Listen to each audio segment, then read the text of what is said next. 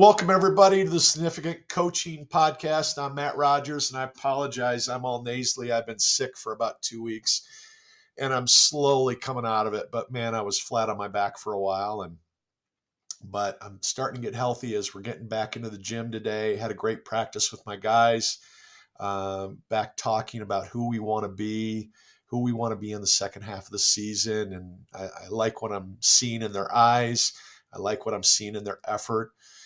We spent a lot of time in practice today really talking about how we want to improve as players, dribbling the ball. We went back to the basics on ball handling. We went back to the basics with passing the ball.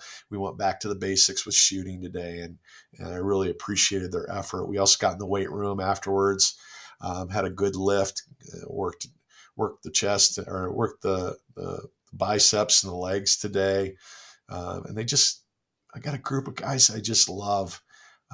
They're right there on the brink of doing something special, and it's my job. I got to bring them together.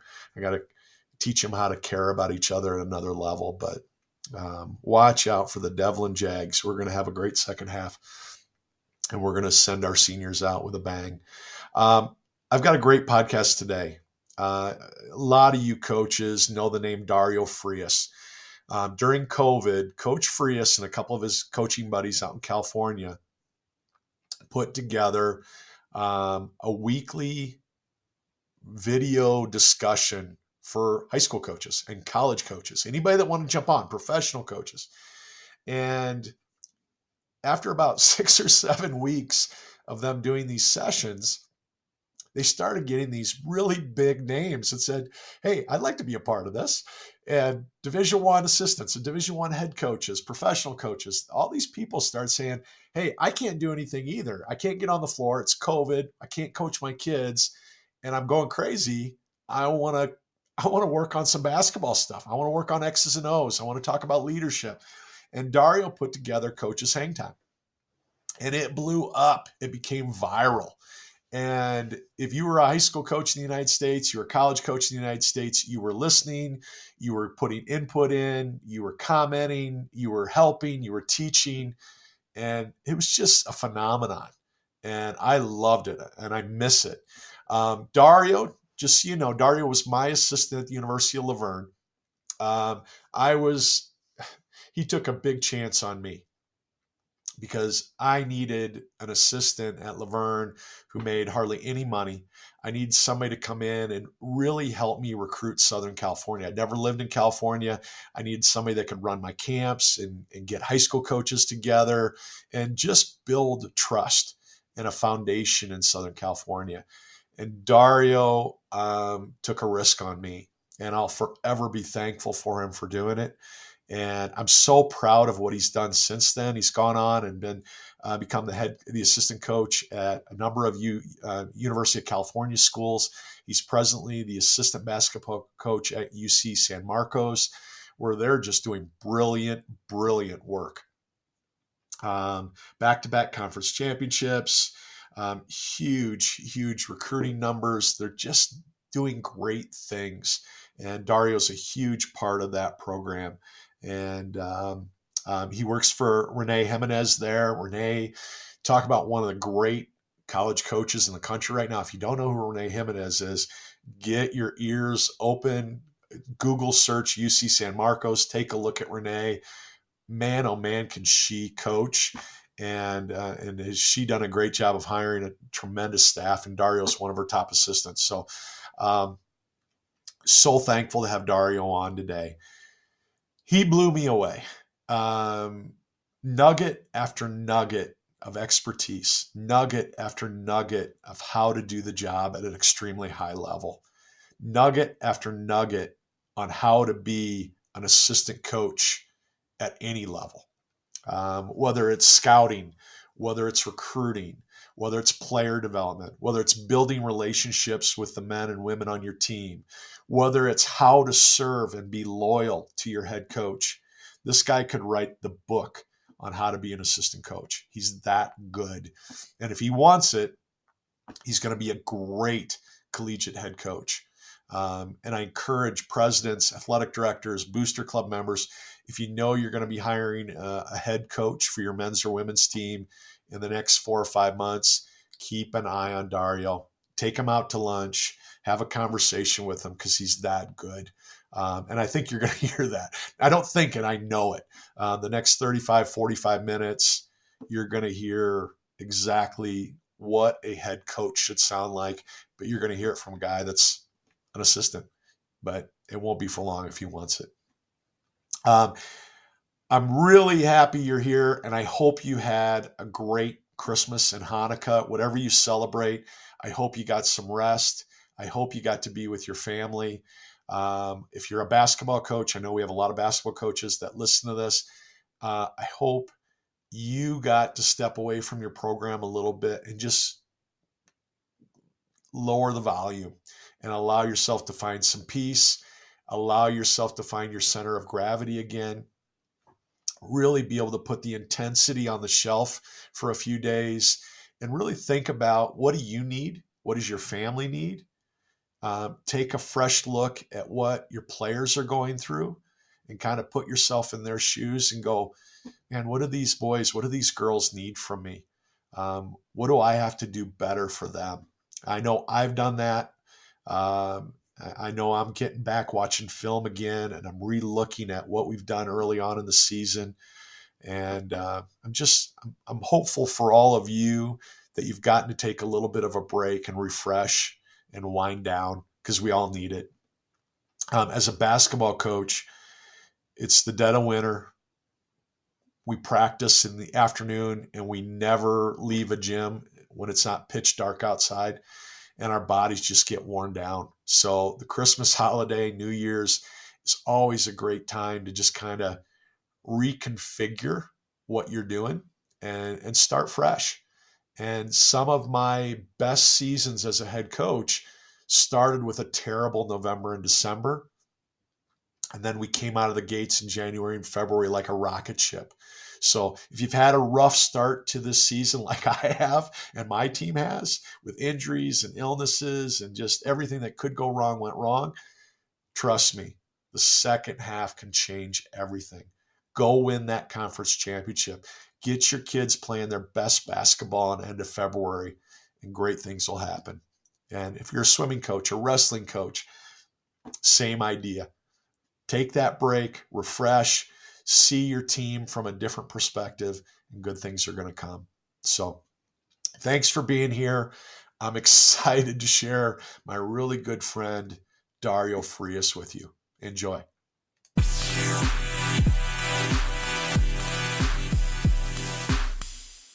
Coach Frias, I know you just had another crazy week of scouting. And I know when you're scouting, it's like being underwater for a week when you're preparing for teams. Talk to me a little bit about, so for all these families that are listening, high school kids that are listening, talk to me about, number one, how do you scout your opponents? What are you looking for, and how big of a deal is it when you're preparing for that next game? That's a great question, Coach. I mean, gosh, scouting is everything for our program here at Cal State San Marcos. I've been with Coach Jimenez this is going on my 10th year.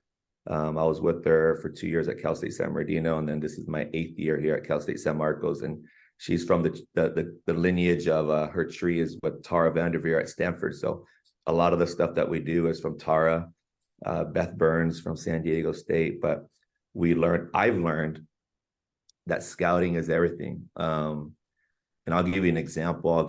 We had Cal State LA last week on Thursday, and then we had Dominguez Hills on Saturday.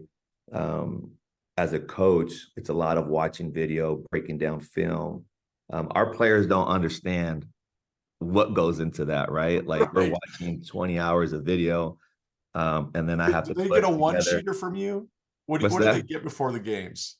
They get like a scout. It's like a 6-page scout. It's a 6-page scout. We're very detailed here at Cal State San Marcos. So, and then I'll do a day before the game, I'll do a 12-minute, I'll condense that whole video into like a 12-minute video for them, which is like personnel and sets and stuff. But we're very detailed. I mean, it takes a lot, like, how we defend certain players, right? Right. Personnel, how we defend certain sets, how we defend inbound plays.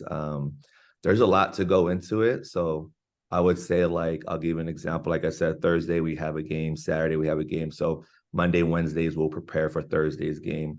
Tuesdays, Fridays we'll prepare for Saturday's games, and our players have to know their stuff. You know what I mean? It's very detailed oriented. And we always say winning is in the details. So for us, it's like, we're on the court, we're showing them how to defend each set. We'll go watch film on that team, whether it's personnel or set base, with their plays. And then the day before the game, they get, like I said, they'll get like a 6-page report, which we use Fast Scout. Before, we Right. were just making our whole template off of an Excel spreadsheet, but it pretty much has everything. The whole game plan is there, and there's nothing better than when you can choreograph a scout and you execute it to perfection. We had Cal State LA, who has Meadow World Peace. He's an assistant coach on that team, and they're loaded. They're picked to win the conference, and our players came in with a chip on their shoulder, and they executed everything to a detailed.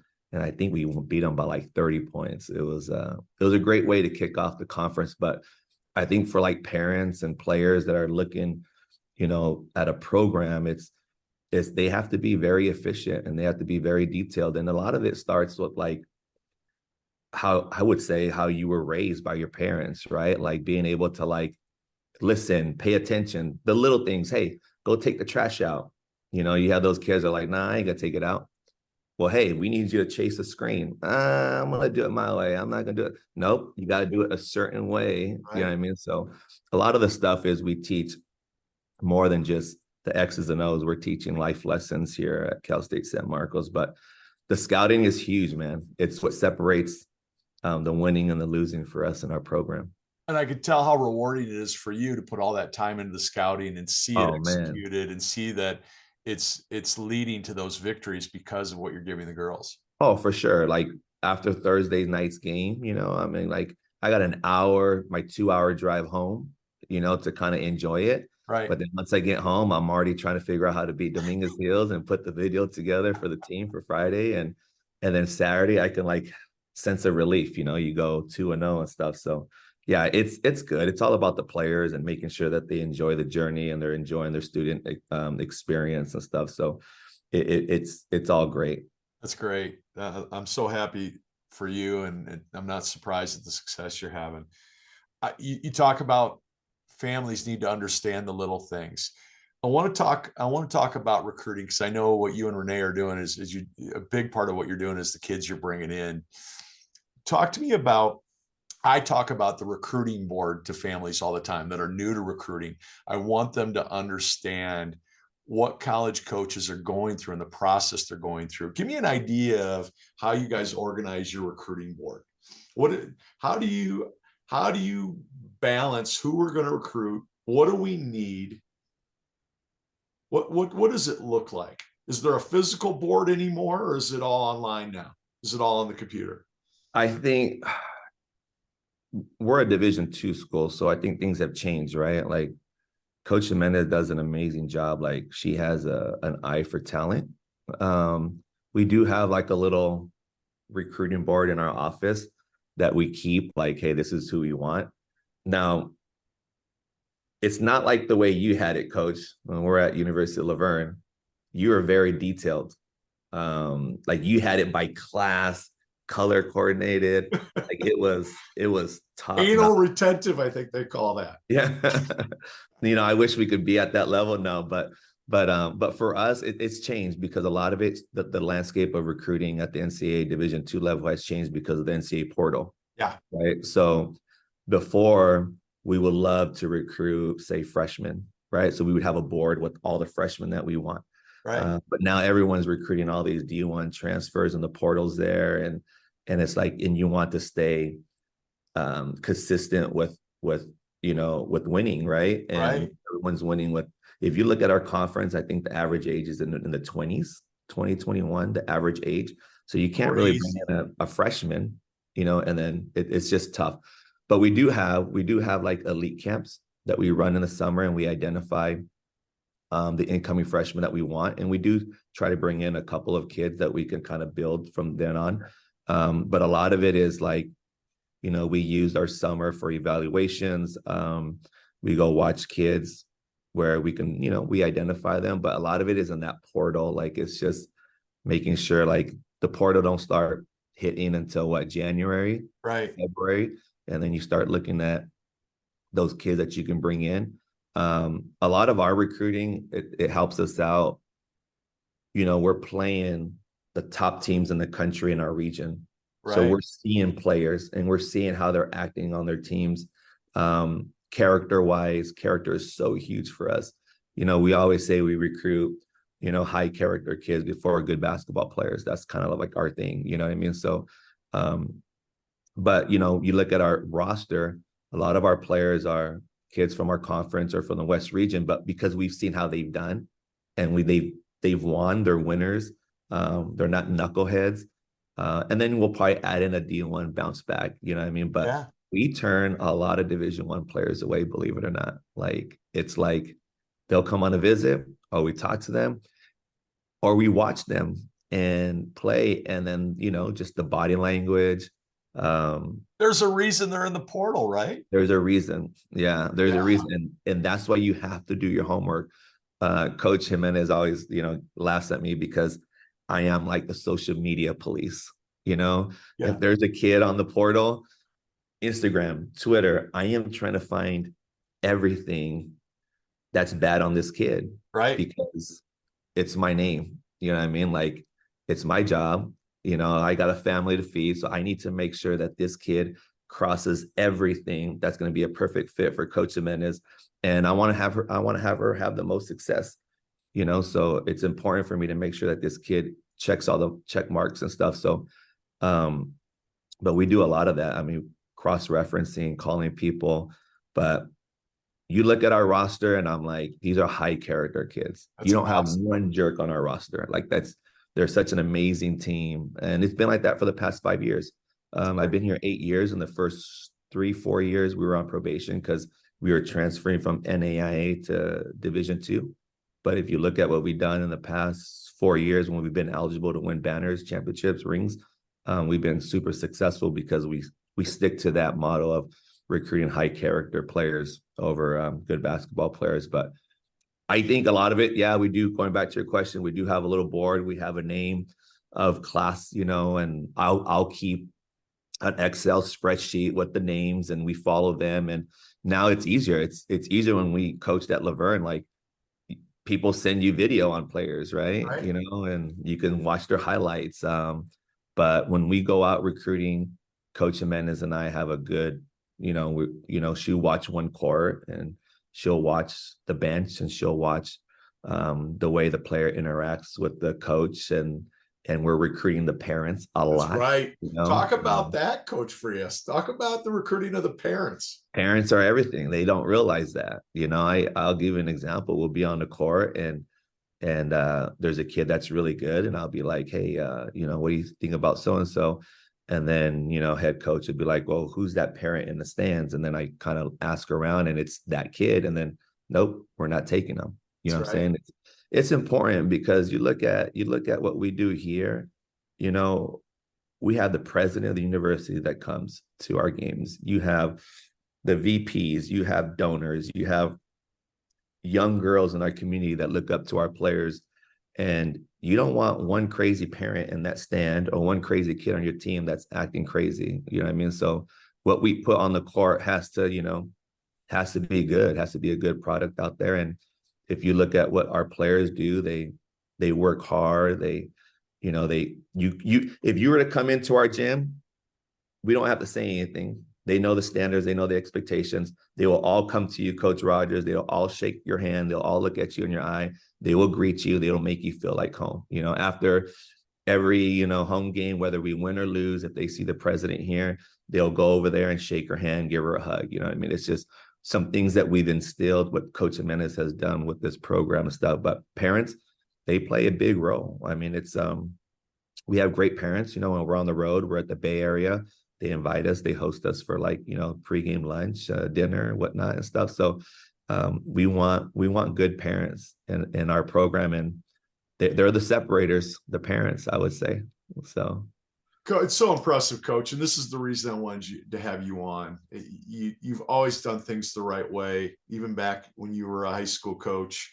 I was always so impressed with you. You've attached yourself outside of having to work with me for a year. You've always attached yourself with great coaches, and you've built great programs. And the reason I wanted to do this podcast is for this last 5 minutes, you've hit it. I mean, any parent that's listening to this, what Coach Frias just said about character and about parenting and about um, doing your job with integrity is the centerpiece of all college sports. yeah. And you guys aren't rare. No. Everybody's having these same conversations about character, and the teams that win are the ones that stick to it. They don't fail in their goals and their priorities, right? Yeah, no, for sure. I got 3 boys at home, man. And I'll tell you this, my 14-year-old and my little ones, they play baseball. Since they're little, when they're playing, I don't talk about baseball. I talk about, you better be a good teammate. Yep. You better bring energy. You better be respectful, and you better go hard in practice, right? Yep. You know what I mean? You got to go out there. You got to be great. You got to work hard. Do those little things and stuff. There's times where my kid will come out, he'll strike out, and I'll look at him like, nope, you got to be a good teammate. You know what I mean? Because that's important. Like all the other stuff, the X's and O's, you can teach those kids. You know what I mean? But all the stuff about being a great teammate. I was yesterday in the office. I saw, we're pulling up pictures of a couple of our games, and you look at our bench, and these are some of the great kids that play their role to the best of their ability, and they're cheering and they're throwing, they're throwing their bow and arrows and doing all that stuff. They're great teammates. And you look at that and how hard it is to sit that bench, but they're there being great teammates is a true testament to how they were raised by their parents. You know what I mean? And that's all I want to do. And that's all we want to do as parents. Like, how can I get my kids to understand that it's more than just you, right? It's about being a great teammate, bringing great energy. And those are things that we try to instill in our team. And I think that's what the winning, right? The winning takes care of itself. Because I look at myself, Coach Rogers, I'm like, I feel like I'm a transformational coach. Like, I'm just trying to make a difference. We have our standards and expectations here at Cal State San Marcos. It's like you running sprints, and I'm always on the end line. I'm making sure that they're touching the line. If they're like a little bit close, I raise my hand. Coach Jimenez is like, all right, we're doing it again. Yep. Right. Yep. But it's those little things that equate to winning. Right? We don't talk about winning. We talk about the little things. You look at, our shirts in practice, it says everything matters. Everything that we do in our program matters. The little things. You look at the back of the other jerseys that we wear, it says practice like a champion. And then the ACT in practice is in capital. Act like a champion, practice like a champion. You know what I mean? So it's an everyday life, the way we live it. And I think, again, that's takes care of the winning, but just being transformational and being honest and being transparent with our players has been great. And I don't know what your aspirations are, but when you decide you're going to go be a head coach again, watch out because of all those things. Watch out. Coach, you were my camp guru. Yeah. I brought you into Laverne. Obviously, you're a great coach. But I needed somebody that could build a camp structure, and very, very quickly you built one of the top team camps in the state of California, and then you went on and did it at San Bernardino, and now you're doing it at San Marcos. Talk a little bit about the keys to building a camp structure, because I know there's a lot of high school coaches and small college coaches out there that would love to grow their camps. What are some of the things that you've done with your camps to not only make them enjoyable for the kids and make sure the kids and coaches get a lot of learning out of it, but you do such a great job to make sure those kids and coaches come back every year and those teams come back? What are some of the foundational things you do with your camps? I will say this, and everyone that's listening, like, I didn't know I wanted to coach I don't know what I was doing, to be honest. Like, like in high school, I was coaching, I was playing ball in high school, made varsity my sophomore year. And I didn't realize my freshman year, I got the coach's award. I didn't realize what I was doing then is going to equate to being a coach, right? Yeah. And then I started coaching high school ball, and what I was doing was I had a really good mentor in high school. He was the varsity coach that I took over, Anthony Williams. He had started all these fall leagues. He was such a good communicator, networking. Again, I didn't know I wanted to coach college ball.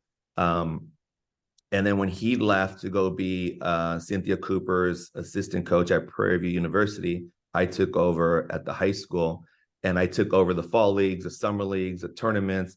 And we coached at a low socioeconomic high school. So all I wanted to do was give back to my community, and we fundraised because I wanted them to experience what a team camp was at UCLA, USC, things that I didn't get an opportunity to do when I was in high school. My high school coach, great coach, coached Reggie Miller at Riverside Poly. So I didn't realize that I was having all these great mentors along the way. And then I started coaching one of the top teams in the country and West Coast Premier at the time. We had like 4 WNBA players and Coach Critchlow. And again, I still didn't know what I was getting myself into as far as like putting myself in a position to be a coach at college. And then when I came across Coach Rogers, yourself, you were the first one to put it in my head, like, hey, you can do this. Yeah. So I thank you. I wouldn't be here today if it wasn't for you. So I thank you so much for that, because it opened my eyes like, hey, like I could possibly do this. But I was married. I had a newborn kid. I was teaching at the time. And you were like, you know what, just come to practice, show up a little late, but I need you to, do the camps and stuff. The camps, I did a symposium, an assistant coaches symposium a couple of months ago with Heidi Vanderveer and Bonnie Hendrickson from UC Santa Barbara. And we talked about your X factor. And I didn't know this. Like, what is your X factor? Like, all the young coaches that are on here, or coaches that want to go from high school to coach college ball, I'm here to tell you that you can do it. If I can do it, you just need someone like Coach Rogers, someone like Coach Jimenez that's going to believe in you. Yep. And give you the platform to showcase what you can do. Yep. So when I took that opportunity to coach at Laverne for you, I used the camps as a way, like, I can do this, right? The biggest thing is being able to network. Like, I had the networking. You did. Like, I knew all the coaches in the Inland Empire, the SGVs, the LAs, the Vegas, the Arizonas. I had all that. So for me, like, bring in 36 teams, we ran out of space at Laverne. We had to go to another site. Like, that was easy for me. And then coming into the situation, I'm like, you know what? I'm going to be a fly on the wall with Coach Rogers. Watching you conduct practices and how organized you were like, it helped me where I'm at today. You know what I'm saying? Like, being able to see, you were very meticulous on every little thing. I remember, like, just how detailed you were. We ran the system, which I had no idea what the system was. Right. I didn't know anything about Grinnell. So I was like learning defense, and then now I'm going to offense, which I love, and we're scoring like 100 points a game. I think we're number 1 in the country that year, Coach. I can't remember. Yeah, we were right there. Yeah, we were right there. Yeah. But I learned so much from you. And then that following year, word got around what I was doing with the camps again. Yeah. But a lot of that is the foundation of having a network, building a network is I'm not over there trying to, like, with coaches at the say Inland Empire, I'm not trying to just befriend you just to get you to come to my camp. I'm truly trying to get to know you. Right. I want to help you be better, get better. And then if you choose to come to our camp, we can do it. You know what I mean? And one of the biggest things is when I was going to team camps with my high school teams, I would see all these coaches do, like, little skill sessions. And I had that in my back of my mind, like, how can we do it better at Laverne or San Bernardino? Right. So we do a lot of that stuff. I want to give the players a great experience. I want to give the high school coaches a great experience. So as I moved on to Cal State San Bernardino, I was with Coach Jimenez, and Coach Jimenez, I was without a job, I believe. And I met Coach Jimenez at Monterey Bay. She was just leaving Monterey Bay because she just got the head job at Cal State San Bernardino. I remember that. I remember you and I talking about that. Yeah, I was offered the assistant job at Monterey Bay. The coach didn't take it. She withdrew her name within 10 minutes. Coach Jimenez calls me. I remember I was at Newport Beach with my family. She's like, hey, you ready to get to work?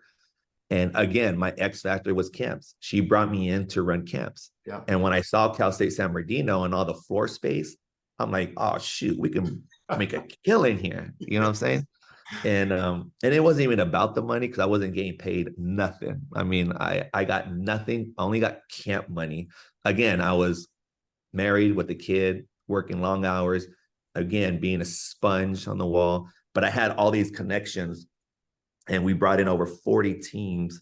And my thing is, I don't care about myself. Like, I want Coach Rogers to look good. I want him to be in front of all these coaches. I want Coach Jimenez to look good and get all these teams on campus to see this beautiful campus. And it was great going out and recruiting, and you see everyone wearing the camp shirts and stuff like that. So for me, it's easy. And then we come to Cal State San Marcos, where, we only have like 2 courts. And now I've changed it where we have dorms. So now teams could stay in the dorms now. Very nice. But That's COVID great. kind of That's a stopped that. huge Last year we change. brought it back. What's that? That's a huge change. That's a It's a huge huge initiative. change. So like COVID, right before COVID, we had like 10 teams here, and then with the dorms, and then we were able to bring it back this past summer. And then next year we're getting newer dorms. So it's kind of like I'm hoping to expand it. Yeah. But even at this D2 level, like, you got to fundraise to be able to give our athletes a great student athlete experience. So we're able to like take an extra trip. Our players are able to get extra apparel. So I think a lot of that's super important, but fundraising is kind of like my thing. That's kind of like my X factor. And then when I got to Cal State San Bernardino with Coach Jimenez, that first year, I just learned and watched, kind of like I did with you. And then I was able to showcase what else I could do, right? I was able to show like, okay, recruiting, I was able to bring in some players. So then Coach Jimenez was like, oh, okay, he can do a little bit of recruiting. So now here at Cal State San Marcos, I run a lot of the recruiting here with myself and Coach Jimenez. And then I work with player development. So everything starts branching off, and they can see what you can do. So, yeah. Your humility is always ever present, but what you need to understand is you've always been this coach. You've always been the guy that I saw 13, 14 years ago that without a doubt was full of X factors. You have a whole bag of X factors, and that's what makes you a great assistant. Any young coach that wants to coach at the college level, you need to understand that. I mean, Dario had a wife and kid, and then a second kid, and this was what he was committed to doing, and he put everything in and put all the chips in, and he's busted his tail to be great. So it's really impressive, Coach. I want to transition to offense and defense a little bit. You guys are doing so well. Three state conference championships, right? 3 straight trips or 2 straight conference championships, the conference tournament championship, but 3 straight trips to the national tournament, right? For sure. Yeah. There's coaches out there that have been coaching for 15, 20 years that just want one national tournament appearance. You've done it 3 years in a row. Tell me a little bit about what you guys are doing offensively and defensively. But the big question I want you to interject here, are you recruiting kids to fit your system, or are you adapting your offense and defensive strategy to the kids you get?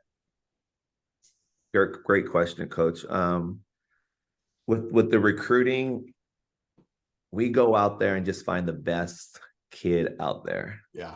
I love Coach Jimenez because like there's no ego involved. Like, and I'm not just saying go find the best talent. It goes back to the character. You know what I'm saying? Like, we want the best kid that's going to fit our program in that locker room. Right. And a lot of it is we don't hide our players from recruits that come in on campus. We're an open book. Yeah. Like, we want these prospective student athletes to come in and ask tough questions to our players. Like, is Coach really crazy? Is Coach Frias crazy? Like, we want them to ask those questions because we have nothing to hide. You know what I'm saying? That's right. So we look at our players will have like the final say of like, hey, this kid is just not a good fit, Coach. And then we're like, all right, we won't even mess with that kid, even though they're really talented. But we get kids that are just that are high quality kids. And then once we bring them in, then we'll decide what system we're going to run. You know what I That's mean? awesome. That's how we do it. I That's how love we, it. yeah. Everybody should do it that way. Yeah. And Yeah. again, there's an entire chapter in my book about visits, and I teach kids when you go visit a school, make sure you're asking for time just with the girls or just with the Yeah. boys. Go to lunch with the girls. Ask those questions. Are you Yep. glad you came? Do you have any regrets that you came? Tell me about the coaching staff. What do you like? Yeah. What do you not like? Yeah. You know, are you happy here? So I love that you're saying that. I love that you guys are so open-minded about giving families the opportunity, number one, to come in and ask those questions, but Yeah. number two, how much weight you put into your present roster's opinion about a recruit. That's huge. It's so valuable. It is. It right? is. I mean, and I'll give you the number one thing that we found with recruits that transfer a second time. They want to do it right the second time, right? So we really take our time with them. But the biggest thing is that player-coach relationship that they missed the first time around. So that's huge. So that's very important. So that's very important for like our coaching staff to really like, we want the kid, the recruit to feel safe in a safe environment. And then again, like we like, hey, go with the team, go hang out, ask tough questions. And because what you see is what you get from us. You know what I mean? We're not going to like just tell you what you want to hear to bring you here. We're going to have hard conversations. Like we tell you, hey, our office door is open, but if you come in with the problem, come in with the solution. You know what I mean? So that's right. But we talk things through. But I think that's what we do in our program when it comes to the recruiting and what we do with our personnel, and we just kind of work with it. But I think the last 3 years, the 4 years offensively, we are a Princeton team. We run a lot of the Princeton offense. Love it. Every year it changes how we do that, and then we used to run the dribble drive. I know one of the coaches you had on, like I'm gonna ask the last name. Is it Pedigo? Jerry Pedigo. Yeah. Did he run the dribble drive? He ran a little bit of it. A little bit of the dribble drive. Yeah. It's amazing. Coach has been coaching for 60 years. So if you saw what Coach was doing in the 60s and 70s, then what he's doing in the 80s and 90s and what he's doing now, it's like watching Mike Krzyzewski's Duke teams over the years. Right. You know, how they went from really, really structured to just, they can all play a different position and all dribble, drive, and attack. So, and I think that's what makes a coach go from good to great, is like being able to evolve, right? Being able to evolve, not stick to your own, this is what we're going to do, And I think for us, it's like, all right, we got dribble drive. And then this year, we've tweaked it up. We're a little more structured with the dribble drive. We run the Princeton offense. But if you ask, what is Renee Jimenez, Cal State San Marcos team? What's their identity? And I think everyone would say defense. Defense is our thing. Is it man-to-man? Are you guys all man-to-man? We only run man-to-man. Love it. What are you trying to do man-to-man? What are your principles man-to-man? We just have some rules. I mean, like, it's how we defend certain things. A lot of it's scout-based. A lot of coaches would be like, you know what? You can't teach the other team's offense. Like, you do what you do best, right? Focus on you, which is fine. There's no right or wrong reason behind it. But when I first started with Coach Jimenez, we would put the other team's whole playbook and we would guard it. And for me, coming from like high school coach, I was like, oh my gosh, like this is too much information. But how the kids feel. Yeah, right. But then but as we started going through the months and then the years, and they return back, and like these players that we have, man, they are so smart. Like we had a blob the other day that was so hard to guard. And I was even like stumped by it. And I was like, Coach, like, I don't know, like this is a tough one, Send it to me. I want to see it. I need one. Yeah, no, for sure. And then the day before, even that day before pregame, Coach is like, all right, this is what we're going to do. But our players have already been through this, and they knew the rules. Like, okay, this is how we guard certain screen. This is how, so a lot of it is scout based. It's just the way we defend. We're in a half court. I couldn't even teach you a zone, Coach. I mean, I Like, love that. That's okay. yeah, Zone is yeah. the dirty word. I'm having to play zone this year because I've Oh gotten yeah. banged up, and so it's hurting my head to teach 2-3 zone and 1-3-1s, and so Yeah. I'm glad you're doing it. Is ball pressure a standard principle? No ball pressure. I mean, we like it just depends. We'll be like, if they're a shooter, right, we Yeah, kind of jam them up, run them off the 3-point line, it's things like more that. containment. More containment, a Keep little them out of the more paint. like if you Keep them out of watch errors. us, yeah, yeah. If you watch us how we defend, Yeah, you see some teams they change their whole defensive schemes, but ours is kind of like, you see what you get, you know what I yeah, mean? But it's yeah. the way a lot of it is like again, attention to detail, and it's how hard our players play on the defensive end. And Yeah, a lot of that is like Coach Jimenez, like she does an amazing job in practice and in game situations of like how to motivate her players to play so dang hard. it's You know what I great. mean? That's the separator there, I think. And she allows, myself and our assistant coach, Tina Samaniego, to have a lot of input. Good. We're coaching the bench, and if there's a kid that's not following the scout, coach lets us sub them in, sub them out. You know what I mean? So That's um, great. it's just we're all working together. Again, she has no ego, man. At the end of the day, she just wants to win. You know what I mean? So You're making me wish I was still in Southern California. I'd be coming to your practices every day. I got to get out there next yeah, October before my season starts and watch some of you guys' early practices. for sure. I I'm really intrigued and impressed with all you guys are doing. Coach, I would be remiss before I let you go. I got to talk about Coach's Hang Time.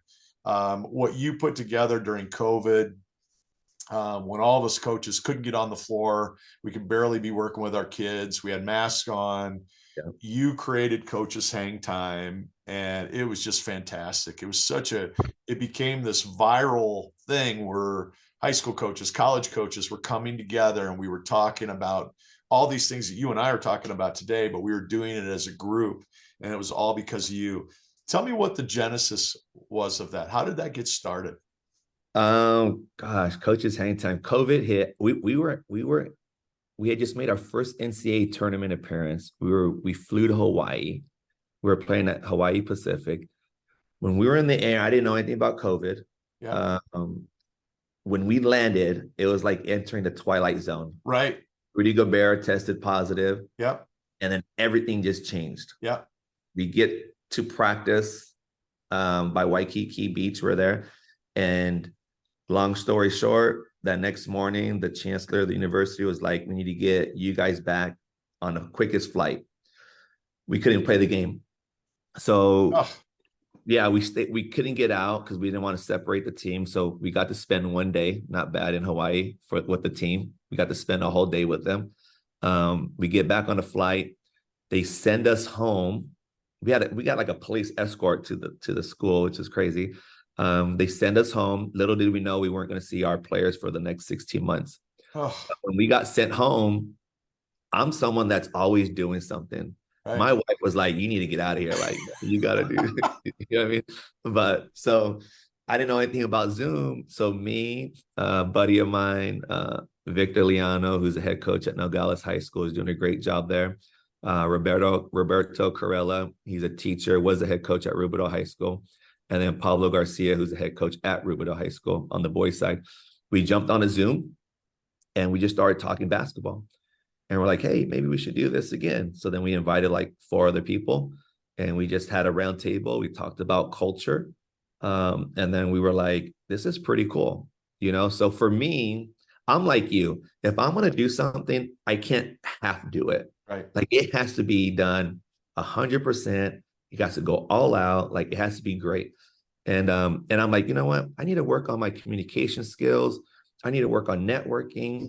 And then I need to work on X's and O's. So instead of me driving to Vegas or going to all these other clinics, I could bring it to me here in front of this.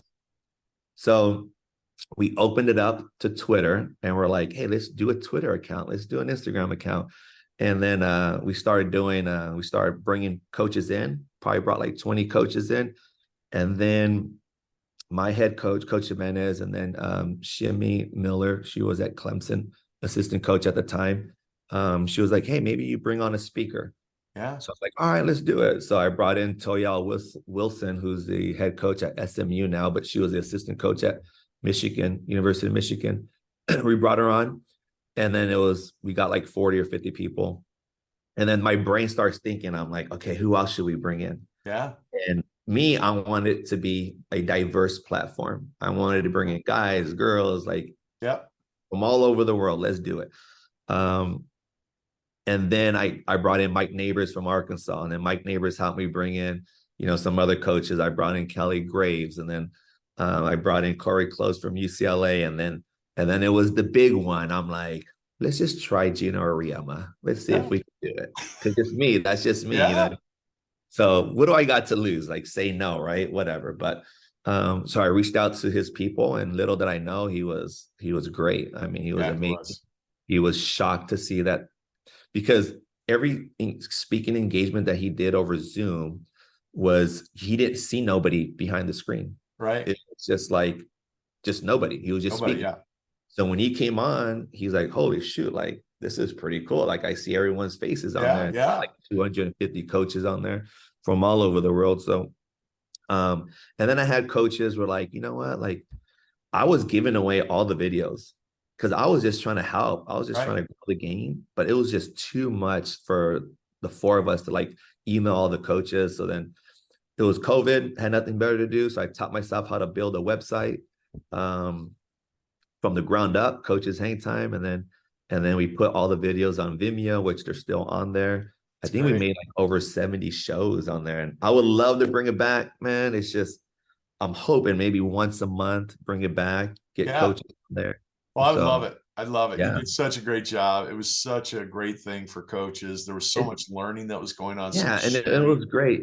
Yeah, and the networking, like I went to the Final Four in Minnesota, and I got to see a lot of these coaches for the first time face to face. Got to thank them. I got Awesome. a lot of coaches last year in Dallas, like, "Hey, you're Dario from Coaches Hangtime," and but it was pretty cool to like we had an impact, and I got to meet so many people. Now I'm part of the Latino Association of Basketball Coaches, the Right. LABC, which I'm on the advisory board with Frank Martin, who's at UMass, Jose Fernandez, Gabe Lazo at Mississippi State. So I've met so many people through Coaches Hang Time, and we've been able to give jobs through Coaches Hang Time. Like, we have a coach who's like, we had a D1 coach that texted me like, "Hey, is this coach really going to be on your Coaches Hang Time?" I'm like, "Yeah, she is." And then he would be like, "All right, don't say anything, but I'm going to go on and I want to see how she presents." And she got her job through that, which was pretty No cool. kidding. Yeah, That's so great. it was like, so then it got to this point where like, "Hey, let me I want you to come on and let's have you speak." And this person was like, "No, I'm too shy."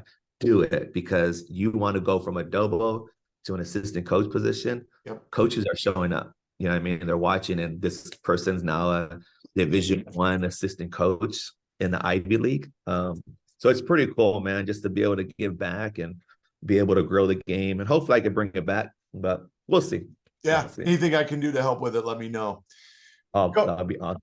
Coach, I'm so proud of you. I love you to death.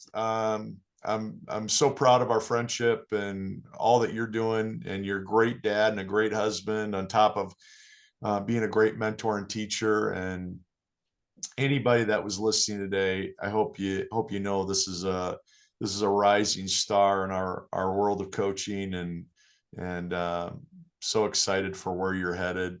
And I'll Yeah. be watching. I will leave you with this, Coach. I mean, I think this is something for all the listeners is if you're trying to aspire to be a college coach or you're in high school and you're trying to figure out, I am an open book. Um, Reach out to me.